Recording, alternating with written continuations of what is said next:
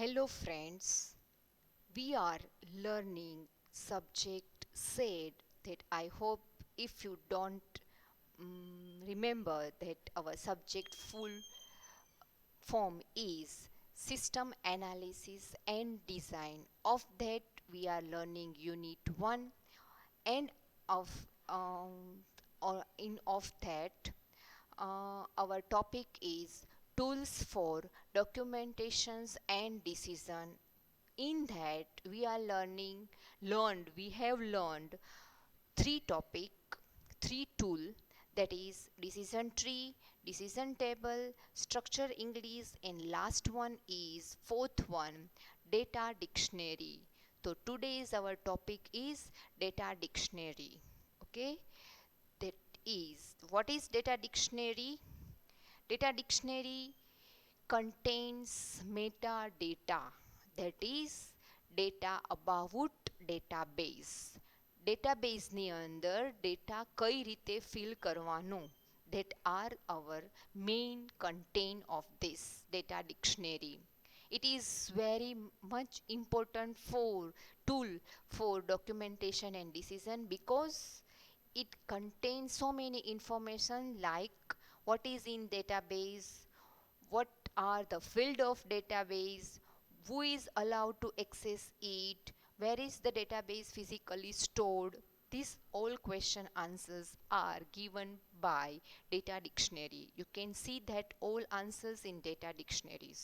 Okay, the users of database normally don't interact with the data dictionary. It is handled by database administrator or database developer, or you can say application designer or data consumers. These are all the designate person who can handle the database or who can handle data dictionary. That means this is the main part of your project. આ તમારા પ્રોજેક્ટનો main part છે. તમારા પ્રોજેક્ટમાં તમારે આ વસ્તુ find કરવાની છે અને સૌથી પહેલાં ડેટાબેઝ બનાવવાનો છે. Without database you can not connect your data with your process. Okay, તમારા ડેટાની સાથે તમે પ્રોસેસને કનેક્ટ ન કરી શકો. પ્રોસેસમાં ડેટા ક્યાંથી આવશે? તમારે અમુક ડેટા છે એ કસ્ટમરને બતાવવાના છે, અમુક ડેટા તમારા રેફરન્સ માટે છે. તો કયો ડેટા કસ્ટમરને બતાવવાનો છે ને કયો તમારા એડમિનિસ્ટ્રેટરના રેફરન્સ માટે છે, આ બધું હેન્ડલ છે એ ડેટા ડિક્શનરી થ્રુ તમે કરી શકો છો. That is you already learn database Oracle in this semester. Okay, so now you can better understand with database શું છે એ ઓરેકલમાં ભણો છો એટલે તમને ખબર પડશે કે ડેટાબેઝમાં કઈ ટાઈપનો ડેટા હોય છે. That means database is one tabular formation of your data. Data જે છે એનું ટેબ્યુલર ફોર્મેશનમાં ડેટા જે તમે ફિલ કરો છો એને ડેટાબેઝ કહેવાય. ઓકે, તો user of database normally don't interact with the data dictionary સાથે યુઝર ઇન્ટરેક્ટ નથી થતા, but user can fetch the data. એને ડેટા તમારે ફેચ કરી શકો છો, એને જોઈએ ત્યારે તમે ડેટાને શો કરાવી શકો છો. આ વસ્તુ એ ડેટા ડિક્શનરીમાં યુઝ થાય છે. તો that is the main advantages of data dictionary. That is data consistency are maintained with data dictionary. Consistency maintain થઈ શકે છે data ડિક્શનરીથી.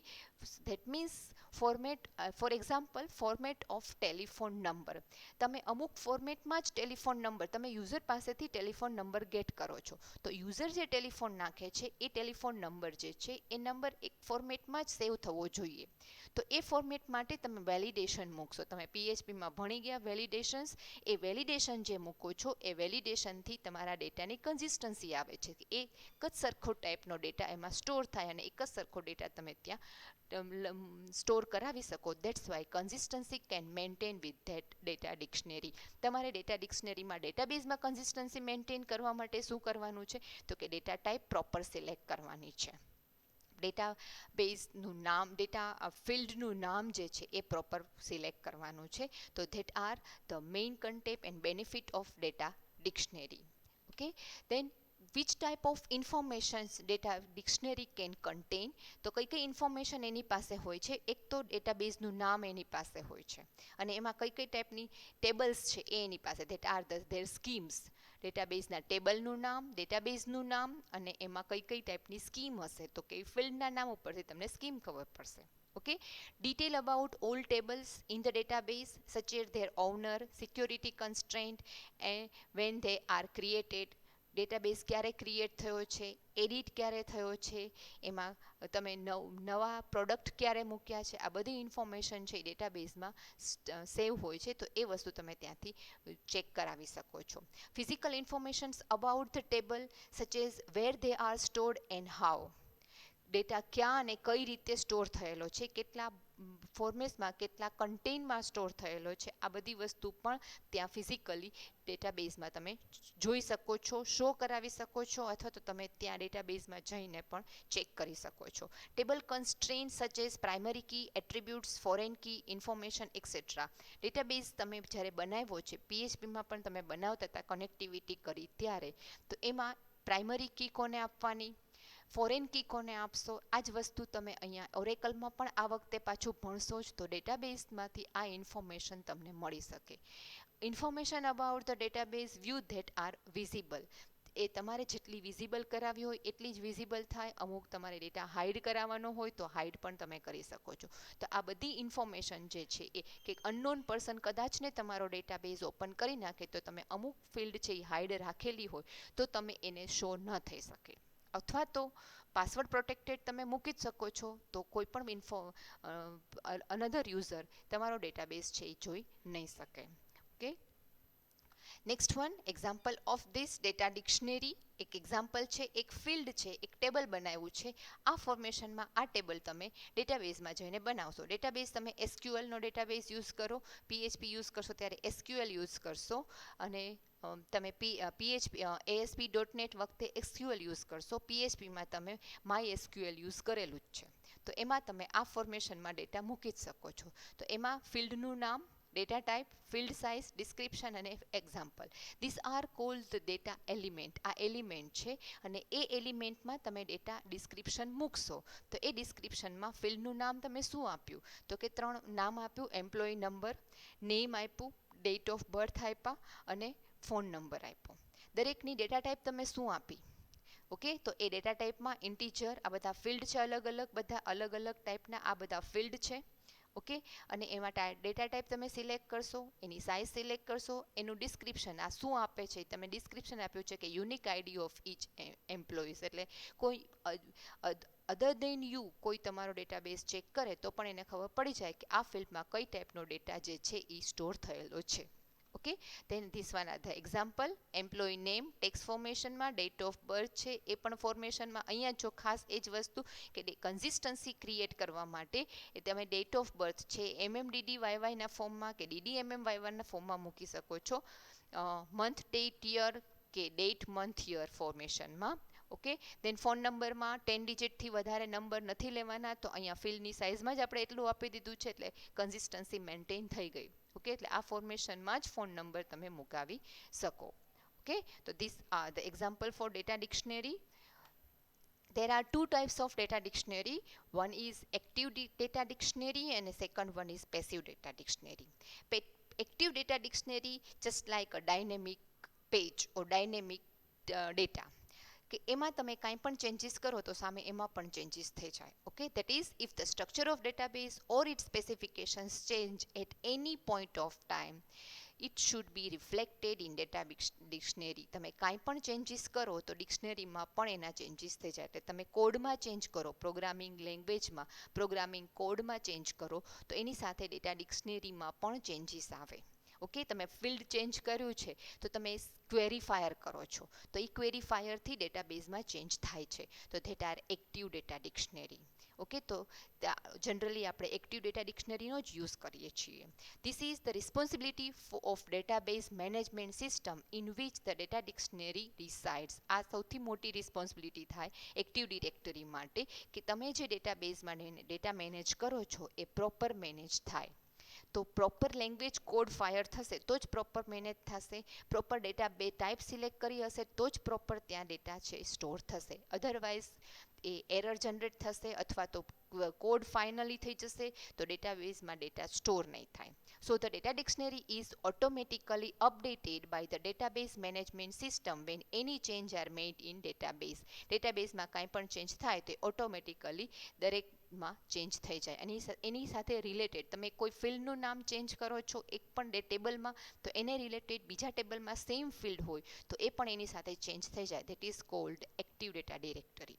Okay, this is known as active data dictionary as it is self updating, પોતાની જાતે જ update કરી દે છે. કારણ કે સેમ ફિલ્ડ તમે બીજા ટેબલમાં પણ છે રિલેશનશિપ સાથે વન ટુ વન કે વન ટુ મેની રિલેશનશિપ સાથે કનેક્ટેડ હોય તો આ વસ્તુ પણ ત્યાં ડેટા ડિક્શનરી એક્ટિવ ડિરેક્ટરીમાં વર્ક થઈ શકે. એટલે એક ફિલ્ડમાં ચેન્જ થાય તો બીજા ટેબલના ફિલ્ડમાં પણ એની રિલેટેડ ચેન્જીસ થઈ જાય.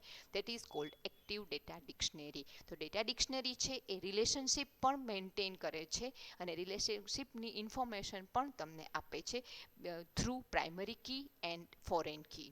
Okay, then next one is passive data dictionary.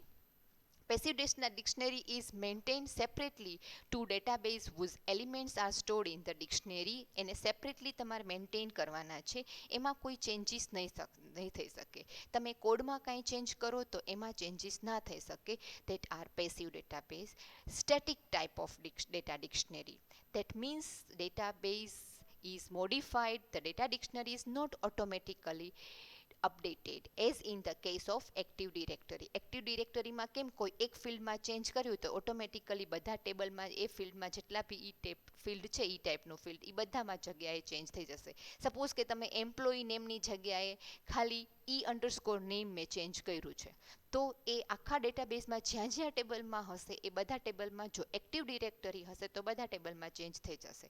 પણ પેસિવ ડિરેક્ટરી હોય તો આ વસ્તુ થશે નહીં. ત્યાં તમારે ઇન્ડિવિજ્યુઅલી મેન્યુઅલી દરેક ટેબલમાં જઈને ચેન્જીસ કરાવવા પડે. So the passive directory has to be manually updated to match the database. ડેટાબેઝને મેચ કરવા માટે મેન્યુઅલી એમાં અપડેટ કરવા પડે. ક્વેરી થ્રુ પણ આમાં અપડેટ થઈ શકે નહીં. This needs careful handling or else the database and data dictionary are out of sync. Database ને ડેટા ડિક્શનરી બંનેમાં ડેટા ડિક્શનરી છે એ ડેટા બધો કન્ઝ્યુમ કરે છે અને ડેટાબેઝ તો ખાલી મેન્ટેન જ કરવાનો છે. તો ડેટા ડિક્શનરી ને ડેટાબેઝ બે સિંક ન થાય તો બે અલગ અલગ ડેટાબેઝમાંથી ડેટા એકમાં એક્સપોર્ટ ને એકમાં ઇમ્પોર્ટ થતું હોય તો આ વસ્તુ પણ ત્યાં પોસિબલ બને નહીં. જ્યારે એક્ટિવ ડિરેક્ટરીમાં બે અલગ અલગ ડેટાબેઝમાંથી ડેટા ઇમ્પોર્ટ કરાવવાનો હોય ને બીજામાં એક્સપોર્ટ એકમાંથી એક્સપોર્ટ ને બીજામાં ઇમ્પોર્ટ કરાવવાનો હોય તો બે વસ્તુ જે છે એ એક્ટિવ ડિરેક્ટરીમાં પોસિબલ બને. This is not as useful or easy to handle as an active directory. કારણ કે આમાં તમારે એક એક મેન્યુઅલી બધા ફિલ્ડ ચેક કરવા પડે જો કાંઈ ચેન્જીસ હોય તો. એટલે વન ટાઈમ કન્ઝ્યુમ હોય તો પેસિવ ડિરેક્ટરીનો યુઝ થઈ શકે પણ એને વર્ક ફોર એવર યુઝ કરવાનું હોય તો એક્ટિવ ડિરેક્ટરીનો જ યુઝ કરાય. કારણ કે એક વખત બન્યા પછી એમાં ચેન્જીસ આવવાના જ છે, રાઈટ. તો એ ચેન્જીસ જે છે એ એક્ટિવ ડિરેક્ટરી હોય તો પોસિબલ બને, પેસિવ ડિરેક્ટરીમાં ચેન્જીસ પોસિબલ ન બને. That's why we use active data dictionary forever. Generally આપણે એ જ યુઝ કરતા હોઈએ છીએ. ઓકે, તો this are the data dictionary that we have used in this tools for documentation and decision, and this is the last tool for this one and this is the last topic of this tools for documentations and decision. Okay, so this we end this topic at this point. Next session we continue with next topic. Now up till now we last 4 topic are for one topic only. અલગ different tool છે. છેલ્લા 4 જે session છે I think 5, 6, 7, 8 નહીં 6, 7, 8, 9 or 7, 8, 9, 10. Oh, I think I forgotten that. 7, 8, 9, 10. 4 sessions are for one topic only. Tools for documentations and decision. ચારે ચાર ટોપિકમાં એક છે અને આ આખો ટોપિક છે એકી સાથે પણ પૂછાય છે, ટૂલ્સ ફોર ડોક્યુમેન્ટેશન્સ એન્ડ ડિસિઝન. તો તમારે ચારે ચાર ટૂલ છે એ એક્સપ્લેન કરવાના હોય અને 5 માર્ક્સમાં આ ક્વેશ્ચન્સ પૂછાય છે. ઓકે, તો that are the tools our topic, and we use this in later on, and next day we will continue with next topic. Thank you.